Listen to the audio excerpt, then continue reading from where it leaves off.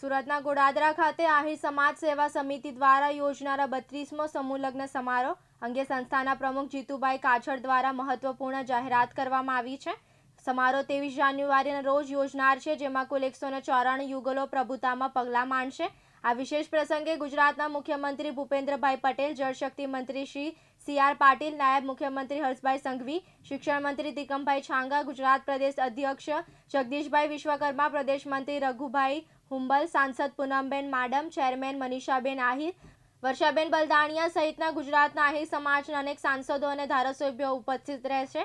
આ કાર્યક્રમમાં 1 લાખથી વધુ લોકો ભાગ લેવાની અપેક્ષા છે। આ કાર્યક્રમમાં જમવાનો તમામ ખર્ચ દાતાશ્રી પરેશભાઈ દાનાભાઈ ફાફડાવાળા પરિવાર દ્વારા વહન કરવામાં આવશે। તેમજ સૌજન્ય સાથે કાર્યક્રમમાં બ્લડ ડોનેશન કેમ્પ, સ્વર્વરોગ નિદાન કેમ્પ, પર્યાવરણ જાગૃતિ સહિતના અનેક સામાજિક અને સ્વાસ્થ્ય સંબંધિત કાર્યક્રમોનું આયોજન કરવામાં આવ્યું છે, જેમાં 300 કરતાં વધુ યુવાનો સ્વયંસેવક તરીકે જોડાઈ કાર્યક્રમને સફળ બનાવવા સેવા આપશે। જય દ્વારકાધીશ। આગામી 23 તારીખે ગોડાદરા વિસ્તારમાં આહિર સમાજ આયોજિત ભવ્ય અને દિવ્ય સમૂહ લગ્ન સમારોહનું આયોજન થવા જઈ રહ્યું છે, જેની અંદર 194થી પણ વધુ યુવક યુવતીઓ પ્રભુતામાં પગલાં માંડવાના છે। ત્યારે ગૌરવની વાત એ છે કે આ 32મો સમૂહ લગ્ન છે અને આ સમૂહ લગ્નના માધ્યમથી અમારો સમાજ એક મજબૂત અને સંગઠિત બન્યો છે અને વિશેષ જે યુવક યુવતીઓ છે, જે ભાઈઓ અને બહેનો છે, એને વિશેષ અભિનંદન એટલા માટે આપીશ કે એની સમજદારીના કારણે તેઓ આ સમૂહ લગ્નને પસંદ કરે છે। એમાંથી મોટાભાગના ડોક્ટર પણ છે, એન્જિનિયર પણ છે અને એક પહેલા નંબરનો મંડપ લંડનથી પણ યુવક યુવતીઓ અમારા સમાજના જોડાયા છે, એટલે એમની સમજદારીને પણ હું વંદન કરું છું। આ પ્રસંગમાં 1 લાખથી આહિર સમાજ વધારે એકત્રિત થવાનો છે અને એક રસોડે ભોજન લેવાનું છે।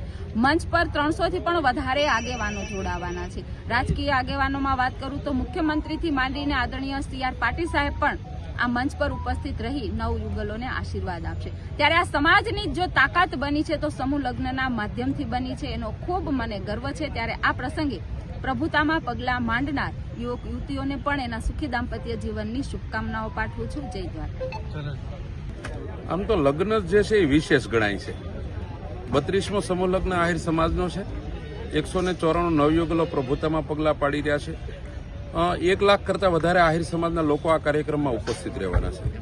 ગુજરાતમાંથી ગુજરાતભરમાંથી આહિર સમાજના આગેવાનો ઉપસ્થિત રહેશે, સાથે રાજ્યના મુખ્યમંત્રી શ્રી, નાયબ મુખ્યમંત્રી શ્રી, કેબિનેટ મંત્રી, જળશક્તિ મંત્રી શ્રી અને પ્રદેશ અધ્યક્ષ પણ આ કાર્યક્રમમાં દીકરીઓને આશીર્વાદ આપવા માટે ઉપસ્થિત રહેશે। વિશેષતા એ છે કે સમાજની આ એક બહુ સારી મધ્યમ વર્ગને મજબૂત કરવા માટેની આ વ્યવસ્થા છે।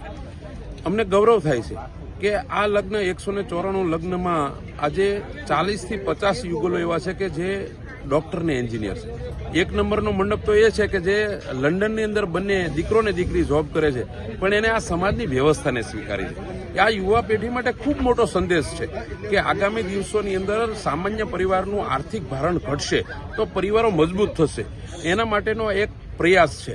અને આની સાથે સાથે બ્લડ ડોનેશન કેમ્પ હોય, સાયબર માટેની જાગૃતિની વાત હોય કે અન્ય હોય, એને જોડીને આ સમાજના માત્ર સમૂહ લગ્ન એ લગ્ન પૂરતી મર્યાદિત ન રહી જાય, પણ સમાજની વ્યવસ્થાને આની સાથે જોડીને સમાજની પ્રગતિ કઈ રીતે થાય, આગામી પેઢીમાં યુવાનોને આગળ લઈ જવા માટે સમાજની વ્યવસ્થામાં કઈ રીતે જોડી શકાય, એના માટેના મંચ દ્વારા પ્રયત્ન થઈ રહ્યા છે। 1 લાખ લોકો જમશે, 4000 લોકો સેવા આપશે અને બહેનો પણ આ વખતે સેવા આપવાની છે આ કાર્યક્રમમાં। ત્યારે આહિર સમાજના એક ઘરે લગ્નનો પ્રસંગનો ઉત્સાહ છે અને એ ઉત્સાહથી આજે 32 વર્ષની આ યાત્રા અહીંયા પહોંચી છે અને 32મા વર્ષનું આપણે આ સમૂહ લગ્નનું આયોજન કરવા જઈ રહ્યા છીએ।